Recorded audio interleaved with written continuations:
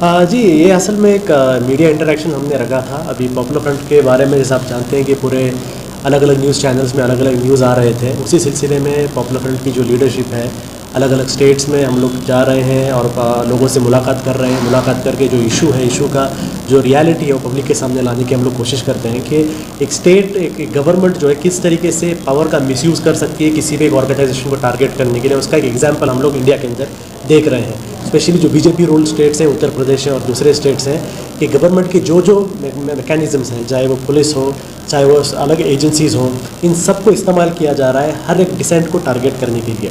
अगर लोग सोच रहे हैं सिर्फ पॉपुलर फ्रंट ऑफ इंडिया ही टारगेट है, तो सिर्फ पॉपुलर फ्रंट टारगेट नहीं है। हर वो ऑर्गेनाइजेशन या हर वो इंडिविजुअल जो इनके खिलाफ बात करता है, हम देखते हैं कि उनको टारगेट किया जा रहा है। आप देख रहे हैं किस तरीके से भीमा कोरेगांव इशू को लेकर वहाँ पर जो एक्टिविस्ट हैं उनको टारगेट किया जा रहा है। और स्पेशली दिल्ली के अंदर हम देखेंगे, दिल्ली के अंदर जो सीए प्रोटेस्ट हुए थे, तो सीए प्रोटेस्ट के बाद जो दिल्ली राइट्स को लेकर जो मुस्लिम एक्टिविस्ट हैं उनको टारगेट किया जा रहा है। तो बेसिक एक इशू जो हम इंडिया के अंदर आज देख रहे हैं, वेरी वेरी सीरियस इशू यहाँ पर आया है। एक अनडिक्लेयर्ड इमरजेंसी का एक माहौल हम लोग देख रहे हैं, जहाँ पर एक ब्रूटल इस्तेमाल किया जा रहा है अपने पावर्स को।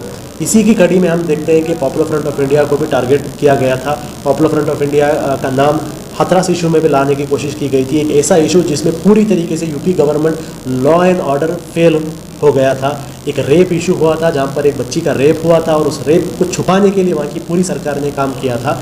अब इसमें से पूरी दुनिया में उनका नाम खराब हो गया था और इसमें एस्केप करने के लिए हम देखते हैं कि आखिरकार पॉपुलर फ्रंट का नाम उसमें उन्होंने इन्वॉल्व करने की कोशिश की गई थी। लेकिन पॉपुलर फ्रंट ने अपना जो स्टैंड हमने क्लियर किया था कि इस तरीके के इंटिमिडेशन से हम लोग कोई डरने वाले नहीं हैं। इस तरीके के एक escape route tracker Popular Front को टारगेट करने से हम कोई डरने वाले नहीं हैं। हमें इंडिया के डेमोक्रेटिक और जो लीगल सिस्टम है इस पर हमें पूरा भरोसा है और हम इसका इस्तेमाल इससे पहले भी किए, आगे भी हम लोग करेंगे और हमें पता है कि इसमें भी कामयाबी होगी। लेकिन हम लोगों के सामने एक बड़ा इशू रखना चाहते थे, वो ये था कि इशू को सिर्फ पॉपुलर फ्रंट का मत देखिए। पॉपुलर फ्रंट इशू नहीं है, इसमें बड़ा इशू जो मिसयूज़ ऑफ पावर है आज पॉपुलर फ्रंट के साथ हो रहा है, कल किसी के साथ भी होगा।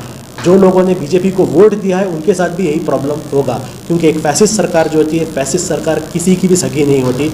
आप कभी भी कल अगर जिन लोगों ने बीजेपी को वोट दिया, अगर कल वो लोग भी जाकर मामूली एक पानी, अपने घर में पानी नहीं आ रहा है इसके लिए भी कंप्लेंट करेंगे, या ट्रैफिक प्रॉब्लम है इसके लिए भी कंप्लेंट करेंगे, तो आपको भी टारगेट किया जाएगा। तो ये एक थ्रेट जो है, थ्रेट ना तो सिर्फ पॉपुलर फ्रंट को है, ना किसी एक समुदाय को है, बल्कि पूरे के पूरे इंडिया के सामने हम एक फैसिज्म का थ्रेट देख रहे हैं। पॉपुलर फ्रंट इसी सिलसिले में हम लोग काम कर रहे हैं। ये थ्रेट से मुल्क की हिफाजत करने, मुल्क की डेमोक्रेसी, मुल्क के सेक्युलरिज्म को हमें हिफाजत करना है। इस सिलसिले में हम लोग अलग अलग स्टेट्स जा रहे हैं, सिटीज़ जा रहे हैं, लोगों से और मीडिया से इंटरेक्ट कर रहे हैं और उसी सिलसिले में आज भी हम लोग यहाँ पर इंटरेक्शन के लिए आए हैं। तो आपने कहा टारगेट हो रहा है, तो क्या वजह है इसके पीछे टारगेट करने के पीछे, कि क्यों कर रही है बीजेपी हुकूमत जो है टारगेट सब लोगों को? देखिए, नंबर वन, ये बीजेपी की हुकूमत नहीं है, आरएसएस की हुकूमत है। और आरएसएस का जो एक आइडियोलॉजी है जिसको वो लोग जो हिंदुत्व आइडियोलॉजी कहते हैं, हमें एक चीज़ समझना है, हिंदू धर्म और हिंदुत्व आइडियोलॉजी इसमें फ़र्क है।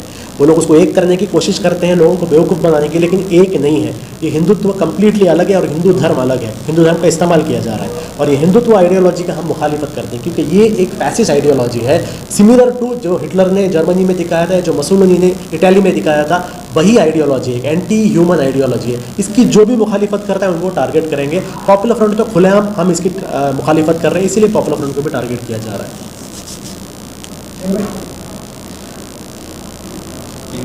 पर आपने वार्ता उठाया वो कहाँ तक? देखिए, ये जो इश्यूज़ हम लोग जो बात कर रहे हैं, ये इश्यूज़ 1 या 2 दिन की बात नहीं है, एक मुसलसल काम चलते रहेगा। यहाँ पर मेजर जो इशू है वो संविधान को बचाने का इशू है, क्योंकि इंडिया के अंदर अगर आपका संविधान ही रहेगा तो आप सब चीज़ करेंगे। आप और मैं आज यहाँ पर बैठ के बात सिर्फ इसलिए करते हैं क्योंकि संविधान में मुझे हक है बात करने का। अगर संविधान से हक ही छीन लिया जाएगा तो ना तो आप इतना रिपोर्टिंग कर सकेंगे, ना मैं आपके सामने बात कर सकूँगा।